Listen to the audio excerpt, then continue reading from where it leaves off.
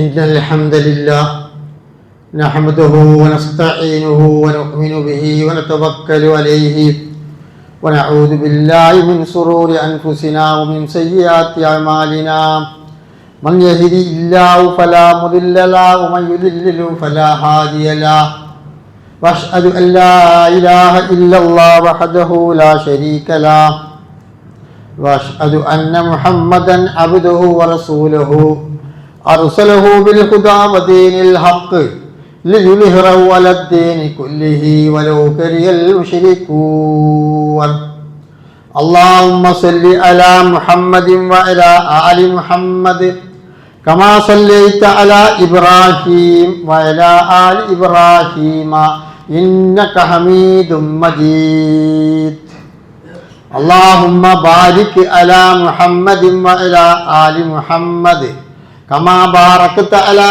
إبراهيم وعلى آل إبراهيم إنك حميد مجيد أما بعد فإن خير الكلام كلام الله وخير الهدي هدي محمد صلى الله عليه وسلم وشر الأمور محدثاتها وكل محدثة بدعة وكل بدعة ضلالة وكل ضلالة في النار أيها الإخوان والأخوات أوصيكم عباد الله ونفسي أولا بتقوى الله يا أيها الذين آمنوا اتقوا الله حق تقاته ولا تموتن إلا وأنتم مسلمون يا أيها الناس إنا خلقناكم من نفس واحدة وخلق منا زوجها وبث منهما رجالا كثيرا ونساء واتقوا الله الذي تساءلون به والأرحام إن الله كان عليكم رقيبا يا أيها الذين آمنوا اتقوا الله وقولوا قولا سديدا يصلح لكم أعمالكم ويغفر لكم ذنوبكم ومن يطع الله ورسوله فقد فاز فوزا عظيما أعوذ بالله من الشيطان الرجيم ولو كنت فظا غليظ القلب لانفضوا من حولك واعف عنهم واستغفر لهم وشاورهم في الأمر فإذا عزمت فتوكل على الله إن الله يحب المتوكلين رب اشرح لي صدري ويسر لي أمري واحلل عقدة من لساني يفقهوا قولي. പ്രിയമുള്ള സഹോദരന്മാരെ, സഹോദരിമാരെ, സത്യവിശ്വാസികളെ, സത്യവിശ്വാസിനികളെ, സർവശക്തനായ അള്ളാഹുവിൻ്റെ ആജ്ഞകൾ ജീവിതത്തിൻ്റെ എല്ലാ മേഖലകളിലും സൂക്ഷിച്ചുകൊണ്ട് ജീവിക്കണേ എന്ന് സർവശക്തനായ അള്ളാഹുവിൻ്റെ വിധിവിലക്ക് സൂക്ഷിച്ചുകൊണ്ട് ജീവിക്കണേ എന്ന് സ്വന്തം ശരീരത്തോടും എന്നതുപോലെ നിങ്ങളോടും ഞാൻ ആദ്യമായി ഉപദേശിക്കുകയാണ്. അള്ളാഹുവിൻ്റെ എല്ലാ കൽപ്പനകളും പരമാവധി ജീവിതത്തിൽ സൂക്ഷ്മത പുലർത്തി തഖ്വ ഉള്ളവരായി ജീവിച്ച് അവസാനം ആഖിബത്ത് നന്നായി ഈമാനിട്ട് മരിക്കുവാൻ അള്ളാഹു നമ്മെ എല്ലാവരെയും അനുഗ്രഹിക്കുമാറാവട്ടെ. സഹോദരന്മാരെ, നമ്മളെല്ലാവരും മനുഷ്യരാണ്. അള്ളാഹുവിന് ലക്ഷക്കണക്കിന് ജീവജാലങ്ങളുണ്ട്. ആ ജീവജാലങ്ങളിൽ വെച്ച് ഏറ്റവും ഉത്കൃഷ്ടനായ ജീവി മനുഷ്യനാണ്. ചിന്തിക്കാനും ചിരിക്കുവാനും സംസാരിക്കുവാനുമുള്ള കഴിവ് തന്ന ഉത്കൃഷ്ടമായ ഉത്തമമായ ജീവികളിൽപ്പെട്ടത് മനുഷ്യൻ മാത്രമാണ്. അല്ലാഹു തആല മനുഷ്യർക്ക് മറ്റുള്ള ജീവികളിൽ നിന്ന് വ്യത്യസ്തമായ കുറെ കഴിവുകൾ തന്നിട്ടുണ്ട്. എല്ലാ ജീവികളും, ഈ പ്രപഞ്ചത്തിലും എല്ലാ വസ്തുക്കളും തന്നെ മനുഷ്യർക്ക് വേണ്ടിയാണ് സൃഷ്ടിച്ചിരിക്കുന്നത് എന്ന് സൂറത്ത് അൽ ബഖറയിൽ പറയുന്നുണ്ട്. ഹുവല്ലദീ ഖലഖലക്കും മാ ഫിൽ അർളി ജമീഅൻ. എല്ലാം നമുക്ക് ഒരു നിലക്കല്ലേ മറ്റൊരാൾക്ക് ഉപകാരമുണ്ടാകും. അപ്പോൾ ഈ സാമൂഹ്യ ജീവിയാണ് മനുഷ്യൻ. ഒറ്റപ്പെട്ട് ജീവിക്കുന്ന ഒരു പ്രകൃതിയല്ല നമുക്കുള്ളത്. സമൂഹത്തിലേക്ക് ഇറങ്ങിച്ചെന്ന് മനുഷ്യരോട് ഇടപഴകി ജീവിക്കേണ്ടവരാണ് നമ്മൾ. അപ്പോൾ നമ്മൾ ആ ഇടപഴക്കത്തിൽ മനുഷ്യരോട് ഇടപഴകി ജീവിക്കുമ്പോൾ നമ്മൾക്ക് ഉണ്ടായിരിക്കേണ്ട ഒരു പ്രത്യേക ഗുണമാണ് സ്വഭാവം. സ്വഭാവം രണ്ട് വിധത്തിലുണ്ട്. സൽസ്വഭാവവുമുണ്ട്, ദുസ്വഭാവവുമുണ്ട്. അപ്പോൾ നമ്മൾ സൽസ്വഭാവത്തിൻ്റെ ഉടമകളായിരിക്കണം. നമ്മുടെ വാക്കുകൊണ്ടും പ്രവൃത്തി കൊണ്ടും മറ്റുള്ളവർക്ക് ഉപദ്രവമുണ്ടാവുന്ന രൂപത്തിൽ നമ്മുടെ ഭാഗത്തുനിന്ന് ഒന്നും ഉണ്ടാവാൻ പാടില്ല. അതാണ് നബി സല്ലല്ലാഹു അലൈഹി വസല്ലം തങ്ങൾ പരിശുദ്ധ ഖുർആൻ സൂറത്ത് ഖലമിൽ അല്ലെങ്കിൽ നൂൻ വൽ ഖലമി വമാ യസ്തുർ എന്ന് പറയുന്ന അദ്ദേഹത്തിൽ അല്ലാഹു തആല നബി സല്ലല്ലാഹു അലൈഹി വസല്ലം തങ്ങളെ പുകഴ്ത്തിക്കൊണ്ട് പറയുകയാണ്, വഇന്നക ലഅലാ ഖുലുഖിൻ അലീം. നബിയെ, താങ്കൾ മഹത്തായ സ്വഭാവത്തിൻ്റെ ഉടമയാണ്. മഹത്തായ സ്വഭാവത്തിൻ്റെ ഉടമയാണ് ആര്? നബി സല്ലല്ലാഹു അലൈഹി വസല്ലം തങ്ങൾ. പ്രവാചകന് അല്ലാഹു തആല അങ്ങനെ ഒരു സർട്ടിഫിക്കറ്റ് കൊടുത്തിട്ടുണ്ട് കേട്ടോ. ആ സ്വഭാവത്തിൻ്റെ മഹിമകൾ കൊണ്ട് എന്തെല്ലാം പരിവർത്തനം മനുഷ്യരിൽ വരുത്താൻ കഴിഞ്ഞു. പക്ഷേ ഖുർആൻ സൂറത്ത് ആൽ ഇംറാനിൽ തന്നെ പറയുന്നു, എന്ത്? നബിയെ, വലൗ കുന്ത, താങ്കൾ ആയിരുന്നുവെങ്കിൽ ഫള്ളൻ വലീലൽ ഖൽബി, പരുഷ സ്വഭാവക്കാരനും ദുഷിച്ച ഖൽബ് ഹൃദയത്തിൻ്റെയും ഉടമയായിരുന്നുവെങ്കിൽ ലൻ ഫല്ലു മിൻ ഹൗലിക, നിങ്ങളെ പിന്തുടർന്ന ആൾക്കാരൊക്കെ പിന്തിരിഞ്ഞു പോകുമായിരുന്നു. പിന്തുടർന്നവർ പിന്തിരിഞ്ഞു പോകുമായിരുന്നു. സ്വഭാവം നന്നായിട്ടില്ലെങ്കിൽ നമ്മൾ ഏതൊരു മനുഷ്യനോടും നമ്മൾ ഇടപഴകുമ്പോൾ അവരുടെ സ്വഭാവത്തിന് പരസ്പരം അങ്ങോട്ടും ഇങ്ങോട്ടും നമ്മൾ നോക്കും, ശ്രദ്ധിക്കും. അപ്പോൾ സ്വഭാവം നന്നാകാനുള്ളത് നമ്മളിൽ ഒരു ഈമാന്റെ ഭാഗമാണ് കേട്ടോ. നമ്മൾ പഠിക്കാൻ പോകുന്നത് ഇന്ന് മുതൽ നമ്മളെ കുത്തുബയിൽ നമ്മൾ പഠിക്കാൻ പോകുന്നത് സ്വഭാവത്തിൻ്റെ മേന്മ. സൽസ്വഭാവവും അതുപോലെ തന്നെ ദുസ്വഭാവവും ഉണ്ട്. എങ്ങനെ ആയിരിക്കണം സൽസ്വഭാവി ഒരു മനുഷ്യൻ? അപ്പോൾ ഖുർആൻ നബിയോട് പറഞ്ഞു, പ്രവാചകരെ, അങ്ങ് ഒരു ദുസ്വഭാവിയായിരുന്നെങ്കിൽ, മർക്കടമുഷിക്കാരനായിരുന്നെങ്കിൽ, നല്ല ഹൃദയത്തിനുടമയായിരുന്നില്ലെങ്കിൽ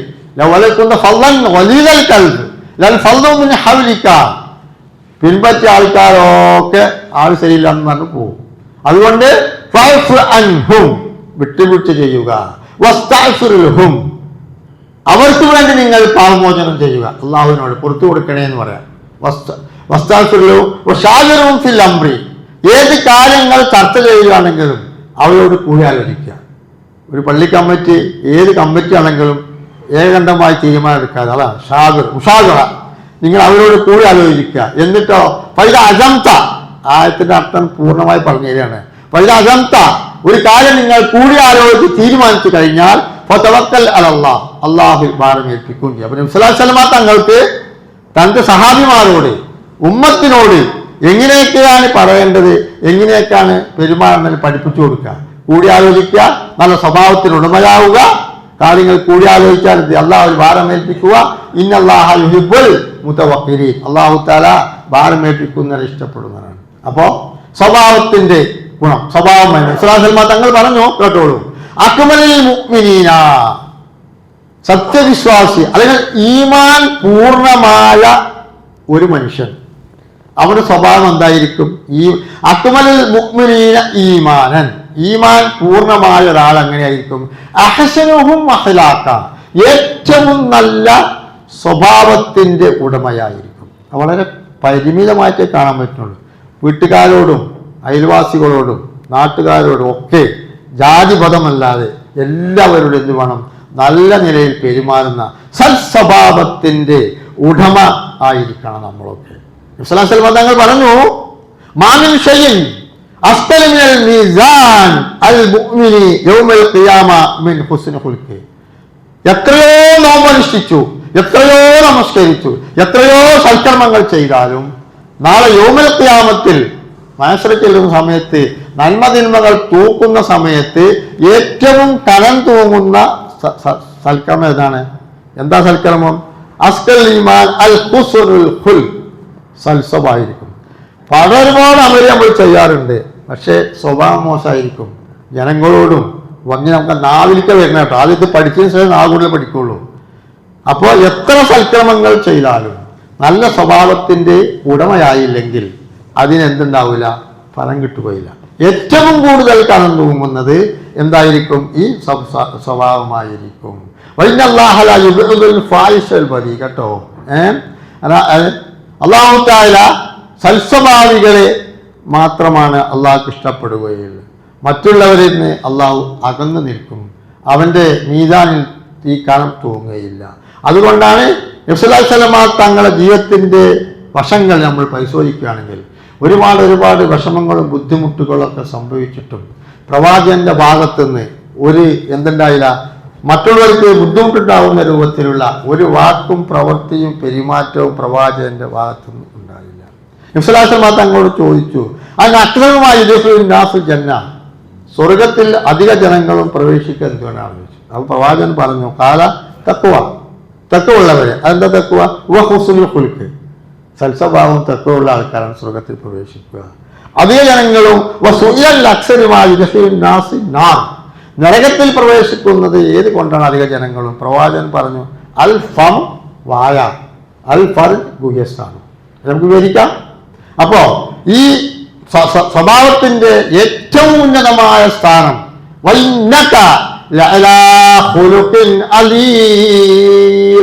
പ്രവാചകന് മാത്രം കൊടുത്തു സബ്ജക്റ്റാട്ടോ.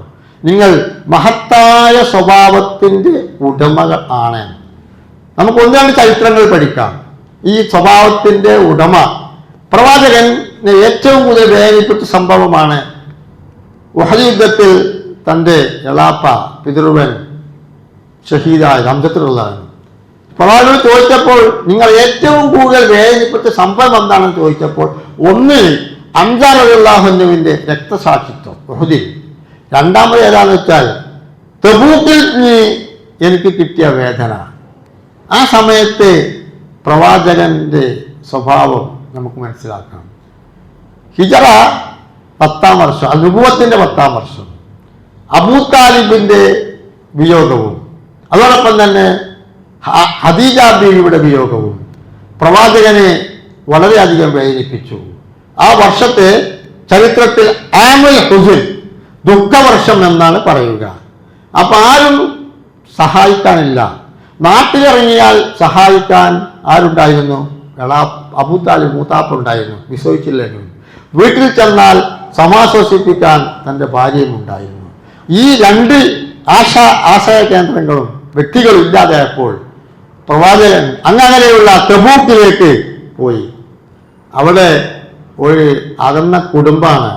അവിടെ ചെന്നാൽ അവർ വല്ല സഹായവും ചെയ്യുമെന്നുള്ള പ്രതീക്ഷ. വലിയ ചരിത്രമാണ് കേട്ടോ, ചുരുക്കി പറയാണ്. അവിടെ തന്നെ ആളോട് സഹായം അഭ്യർത്ഥിച്ചു. തൻ്റെ അടിമയായിരുന്ന സെയ്ദ് ബിൻ ഹാരിസിനെ ഒപ്പം കൊണ്ടുപോയി. മദീനയിൽ, മക്കയിൽ നിന്ന് കുറേ ദൂരമുണ്ട്. തെബൂക്ക് ഉംറക്ക് പോയ ആൾക്കാരൊക്കെ തൊബൂലിക്ക് പോകാറുണ്ട്. തെബൂക്ക് അവിടെ ചെന്നപ്പോൾ കിട്ടിയത് നെഗറ്റീവായ സമീപനമായിരുന്നു. പ്രവാചകനെ അവർ സ്വീകരിച്ചില്ല. ഉപദ്രവിച്ചു, മർദ്ദിച്ചു, പരിഹസിച്ചു, കുട്ടികളെ വിട്ട് കല്ലെറിഞ്ഞു. വേദനാജനകമായ രംഗങ്ങൾ. പ്രവാചകൻ വിഷമിച്ച് ബുദ്ധിമുട്ടി തിരിച്ചു പോരുകയാണ്. അങ്ങനെ തായിഫിൽ നിന്ന് തിരിച്ചു പോരുന്നു. കാലിൽ നിന്ന് രക്തമൊഴുകുന്നു.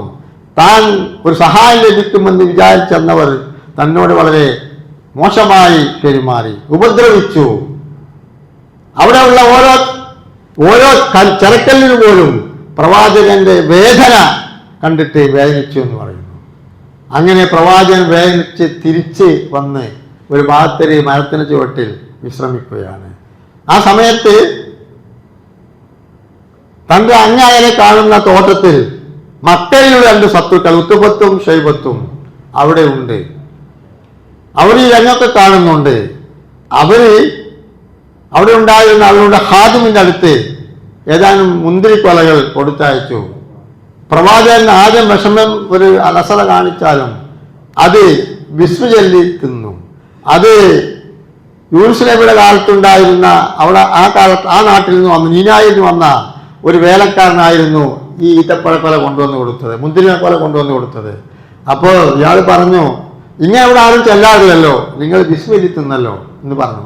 അപ്പൊ പരിചയപ്പെട്ടപ്പോൾ ഞാൻ നീനാവായില്ലേ ആളാണ്. അപ്പോൾ നബി സല്ലല്ലാഹു അലൈഹി വസല്ലം തങ്ങൾ ചോദിച്ചു, മത്തായി ബിൻ യൂനുസിന്റെ നാട്ടുകാരനാണില്ലേ? അങ്ങനെ നിങ്ങൾ ആ യൂനുസിനെ അറിയിച്ചപ്പോൾ എൻ്റെ പിതാമഹനാണ്, പ്രവാചകനാണ്, എനിക്കറിയാം. അവിടെ വെച്ച് ആ ഹാദിമ് ഇസ്ലാം മതം സ്വീകരിച്ചു.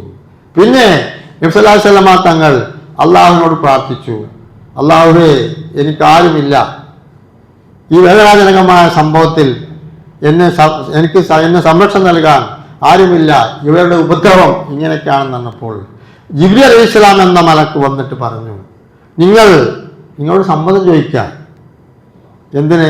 ആ തായിഫുകാരെ കൊല്ല, ആ ജനങ്ങളെ മുഴുവൻ നശിപ്പിക്കാൻ വേണ്ടിയുള്ള ഓർഡർ ഉണ്ട്, നിങ്ങളങ്ങോട്ട് പറഞ്ഞാൽ മതി, ഞാൻ മല കൊണ്ട് ഏൽപ്പിക്കപ്പെട്ട മലക്ക് എൻ്റെ കൂടെയുണ്ട്, ആ 2 മലകളെടുത്ത് ഈ തായിഫുകാരെ നശിപ്പിക്കും, താങ്കളുടെ അഭിപ്രായം? അപ്പോൾ സ്വല്ലല്ലാഹു അലൈഹി വസല്ലം തങ്ങൾ എന്താ പറഞ്ഞത്? വേദന കൊണ്ട് പുളയുന്നു, 2 കാലിൽ നിന്നും രക്തമൊലിക്കുന്നു, തായിഫുകാരുടെ മർദ്ദനം കൊണ്ട്, ഏറുകൊണ്ട്. അപ്പൊ എന്താ പറഞ്ഞത്? ഒരിക്കലും ചെയ്യരുത്, അല്ലാഹു മഗ്ഫിർ ഖൗമി ഫഇന്നഹും ലാ യഅലമൂൻ, അല്ലാഹുവേ അവരെ ഹിദായത്തിലാക്കണേ, അവർ വിശ്വസിച്ചിട്ടില്ലെങ്കിലും അവരുടെ സന്താന പരമ്പരയിൽപ്പെട്ട ആൾക്കാർ വിശ്വസിക്കും, അതുകൊണ്ട് ഒരിക്കലും ചെയ്യരുത്, അവർക്ക് പുറത്തു കൊടുക്കണേ. അത് കേട്ടപ്പോൾ ജിബ്രീൽ അലൈഹിസ്സലാം എന്ന മലക്ക് പറഞ്ഞു,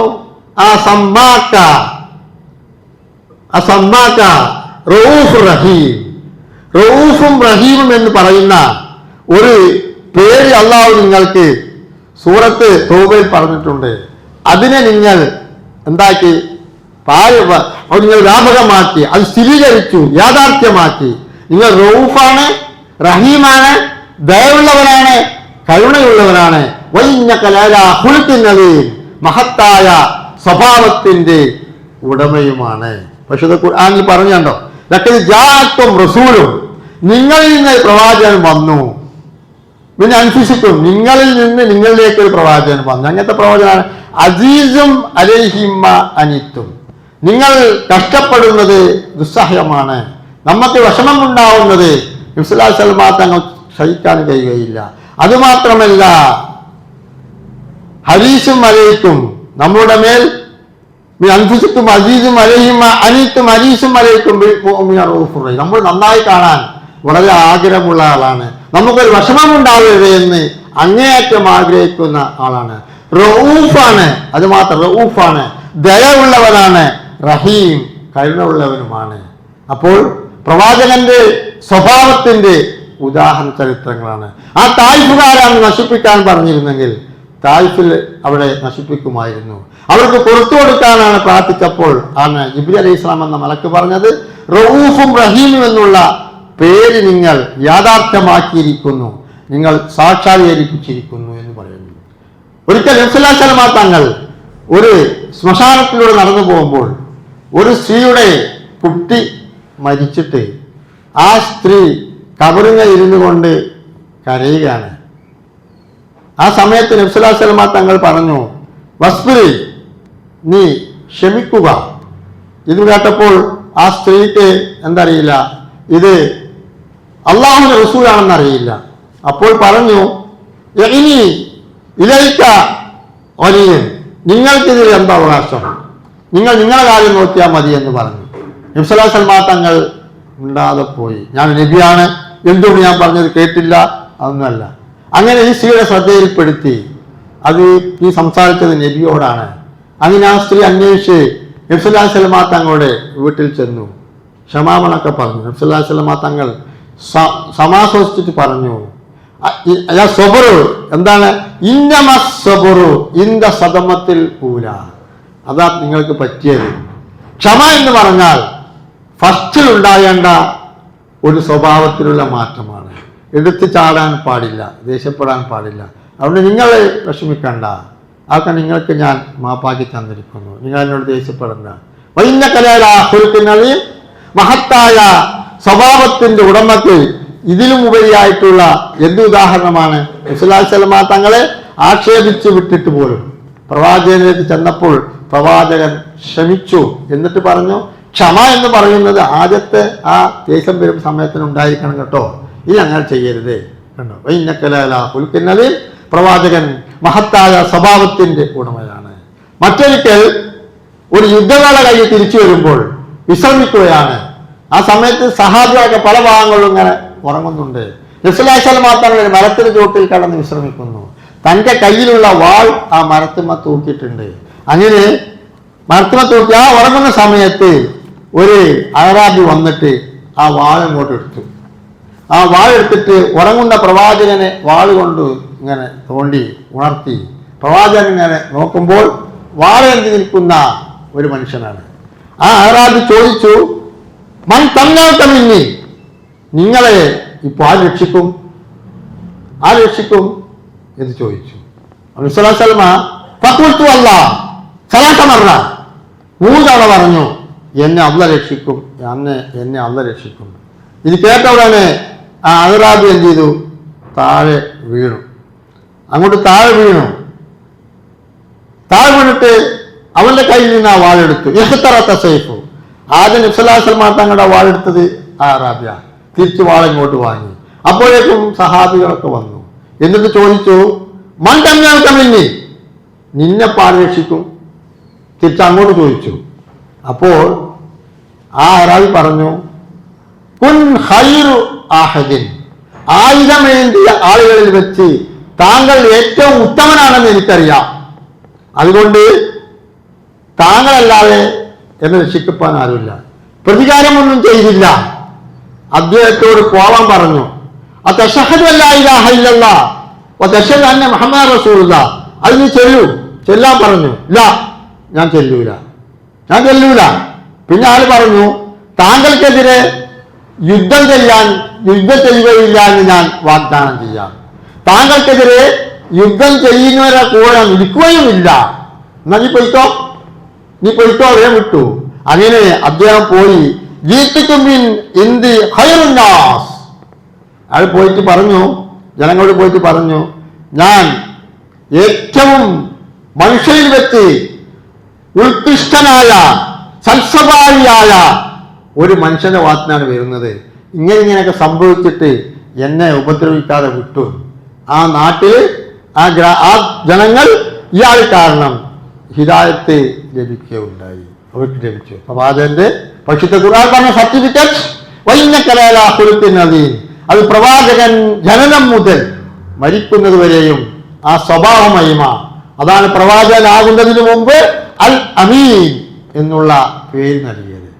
മറ്റൊരിക്കൽ ഒരു ചരിത്രം കൂടി പറഞ്ഞ് അവസാനിപ്പിക്കാം. ഒരിക്കൽ നബി സല്ലല്ലാഹു അലൈഹി വസല്ലം തങ്ങളെ കൂടെ അനസ് ബിൻ മാലിക്, അനസ് റളിയല്ലാഹു പ്രവാചകന്റെ ഒരു ഖാദിമായിരുന്നു. നടന്നു പോകുന്ന സമയത്ത് കുന്തു അംശി മാ റസൂലുള്ളാഹി സ്വല്ലല്ലാഹു അലൈഹി വസല്ലം, ഞാൻ നബി സല്ലല്ലാഹു അലൈഹി വസല്ലം തങ്ങളുടെ കൂടെ നടക്കുകയായിരുന്നു. വലയി ബുർദുൻ നജറാനിൽ നിർമ്മിച്ച ഒരു പുതപ്പ്, ഒരു ഷാൾ നബി സല്ലല്ലാഹു അലൈഹി വസല്ലം തങ്ങളുടെ തോളിലുണ്ടായിരുന്നു കേട്ടോ. നജറാനിൽ വലിയ ഹാഷിയത്തും, അത് കനമുള്ള കട്ടിയുള്ള ഒരു പരുവരുത്ത ഇരുപ്പ്. ഫദറകഹുൽ അറാബി, ഒരു അറാബി വന്നിട്ട് എന്ത് ചെയ്തു? ഫജൻദഹു ബി രിദായിഹി ജബലത്തൻ ശരീരത്തൻ, ഒരൊറ്റ വരി കൊണ്ട് വലിച്ചപ്പോൾ ഫനറത്തുല സഫ്ലത്തി ആത്തിക്കൻ നബി സല്ലല്ലാഹു അലൈഹി വസല്ലം, നബി സല്ലല്ലാഹു അലൈഹി വസല്ലം തങ്ങളുടെ ചുമലിലേക്ക് ഞാൻ ഇങ്ങനെ നോക്കുമ്പോൾ അവിടെ മുറിയായിട്ടുണ്ട്, വലിച്ചതിന്റെ അടയാളം. ഇങ്ങനെ എന്താണ് പറഞ്ഞതറിയോ? എന്ത് പറഞ്ഞു?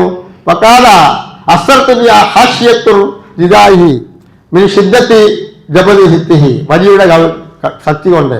സുമഖാല യാ മുഹമ്മദ് മുർലി, കൽപ്പിക്കുക. എന്ത് കൽപ്പിക്കണം? മിൻ മാലില്ലാഹില്ലദി ഇൻദക, അള്ളാഹുവിന്റെ അടുത്ത് തന്റെ മുതലല്ല, അള്ളാഹുടെ സമ്പത്തുണ്ടല്ല, അത് നീ എനിക്ക് എന്തെങ്കിലും തരണം, അതിന് തരാൻ കൽപ്പിക്കുക. ഫൽക്കപ്പത്തിലേഹി, നബി സല്ലല്ലാഹു അലൈഹി വസല്ലം തങ്ങൾ തിരിഞ്ഞു നോക്കിയിട്ട് ഇങ്ങനെ ചെയ്ത പ്രവാചകൻ ചിരിച്ചു കൊടുത്തു. സുമ്മ അമറലി ബത്താഹി, കൊടുക്കാൻ വേണ്ടി പറയുകയും ചെയ്തു. എന്നിട്ടും അതിനെതിരെ എന്ത് ചെയ്തില്ല? പ്രവാചകൻ ഒരിക്കലും തന്നെ പ്രതികരിച്ചില്ല എന്നർത്ഥം. അപ്പോൾ സ്വഭാവ നന്മക്ക് പ്രവാചകന്റെ ജീവിതത്തിൽ നിങ്ങൾക്ക് ഉത്തമമായ മാതൃകയുണ്ട്. ഒരതിശൂര്യം അവസാനിപ്പിക്കാം. എന്താണ്? സഅത്ത് റസൂലുള്ളാഹി സ്വല്ലല്ലാഹു അലൈഹി വസല്ലം അങ്ങോട്ട് ചോദിച്ചു, എന്ത്? അനിൽ ബിർരി, അനിൽ നേരത്തെ നമ്മൾ പഠിച്ചില്ലേ, ദോഷം സ്വർഗത്തിൽ പോകുന്ന നരകത്തിൽ പോകുന്നതും. നന്മ എന്ന് പറഞ്ഞാൽ എന്താണ്? ബിർറ്, നന്മ എന്ന് പറഞ്ഞാൽ പ്രവാചകര്. വൽ ഇസ്മ്, കുറ്റം എന്ന് പറഞ്ഞാൽ എന്താണ്? അൽ ബിർ വൽ ഇസ്മു ഫഖാല അൽ ബിർ ഹുസ്നുൽ ഖുൽഖ്, അത് മനസ്സിലാക്കണം. അതെന്ത് പറയാ ഹദീസ് പഠിക്കുന്നുണ്ട്. ബിർ എന്ന് പറഞ്ഞാൽ എന്താണ്? ഹുസ്നുൽ ഖുൽഖാണ്, സൽസ്വഭാവം നമുക്കുണ്ടായിരിക്കേണ്ടത് ഏത് മേഖലയിലും. ദുസ്വഭാവികളായിരുന്നത് കേട്ടോ.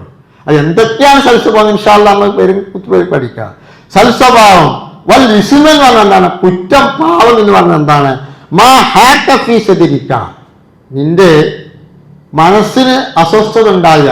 തെറ്റ് ചെയ്യുമ്പോഴൊക്കെ അസ്വസ്ഥത ഉണ്ടാവില്ല, അതൊക്കെ കുറ്റമാണ്. അത് മാത്രമല്ല ജനങ്ങൾ അത് അറിയാൻ, പുറത്തറിഞ്ഞാൽ അതൊക്കെ വിഷമമുണ്ടാവും. അത്തരത്തിലുള്ള എല്ലാ കാര്യങ്ങളും എന്താണ്? കുറ്റകരമായ കാര്യമാണ്. അപ്പൊ സൽസ്വഭാവം ഉണ്ടായിരിക്കണം. അത് റസൂലുള്ളാഹി മുന്നും പറയുന്ന ഒരു കാര്യം കൂടി കേട്ടോ. എന്താണ്?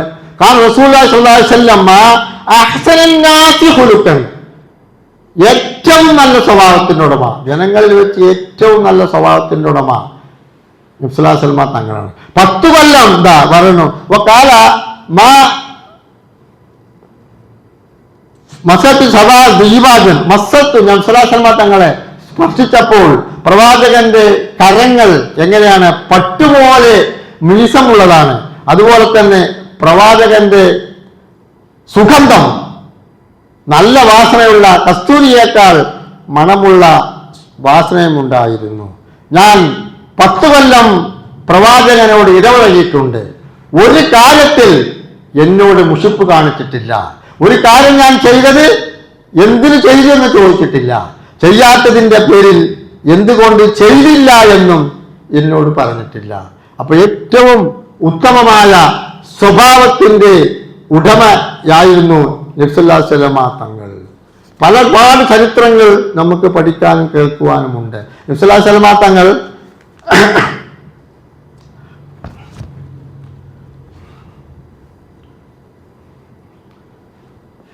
കാല സായിത്ത് റസൂലുള്ളാഹി സ്വല്ലല്ലാഹു അലൈഹി വസല്ലം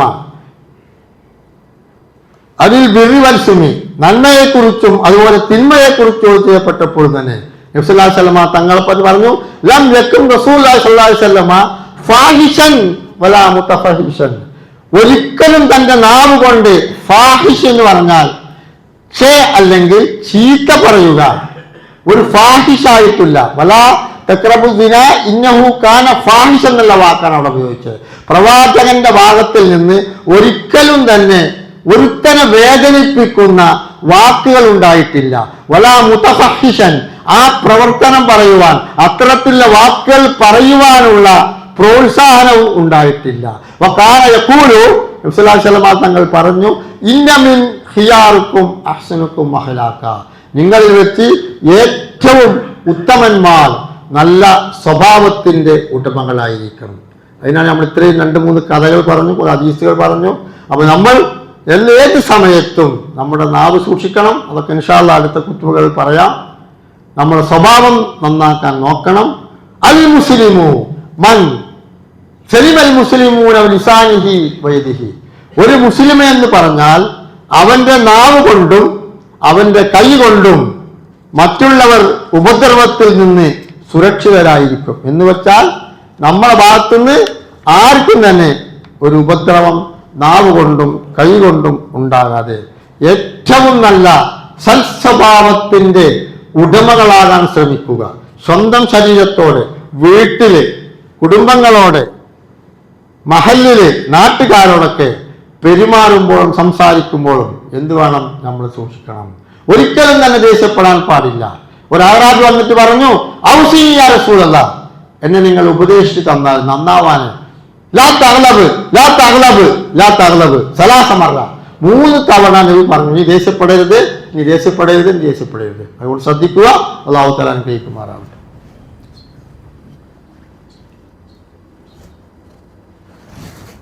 അൽഹംദുലില്ലാഹ് വസ്സലാത്തു വസ്സലാമു അലാ റസൂലില്ലാഹ് വഅലാ ആലിഹി വസഹ്ബിഹി അജ്മഈൻ.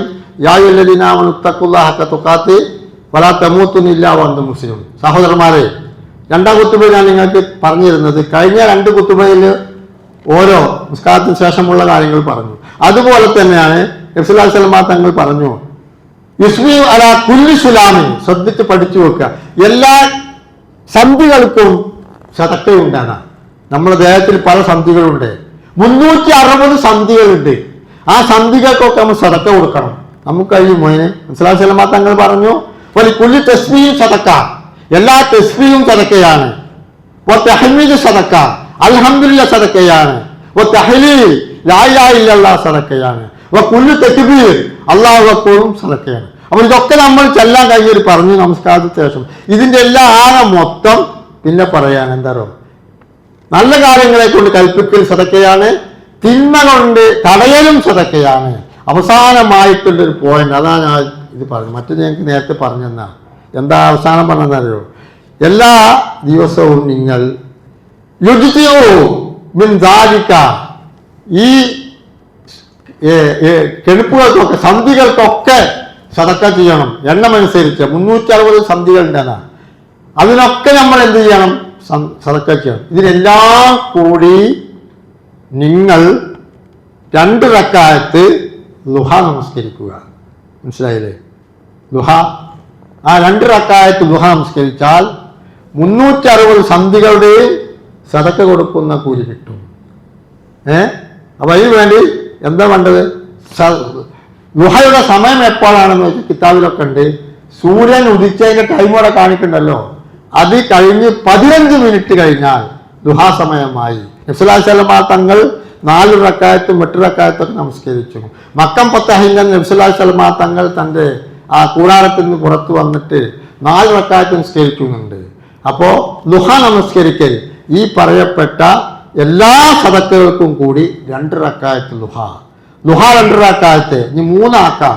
അല്ലാഹു തആലക്ക് വേണ്ടി നമസ്കരിക്കുന്നുവെന്ന് നിയ്യത്ത് ചെയ്യുകയും ഫാത്തിഹയ്ക്ക് ശേഷം ആദ്യത്തെ റക്അത്തിൽ കാഫിറൂന ഓതുകയും, ഉയ്യാൽ കാഫിറൂന, രണ്ടാമത്തെ റക്അത്തിൽ ഇഖ്ലാസ് സൂറത്ത് ഓതി ശീലിക്കുക. അതിന് വലിയ സമയം കണ്ടെത്തുക. അപ്പോൾ പള്ളിയിൽ വന്ന് ഞങ്ങൾക്ക് അവിടെ സുബഹി കഴിഞ്ഞ് ക്ലാസ്സും കഴിഞ്ഞ് നിസ്കാരത്തിൽ എല്ലാവരും പിരിയുന്നത് നിങ്ങൾ അറിയിക്കുകയാണ്.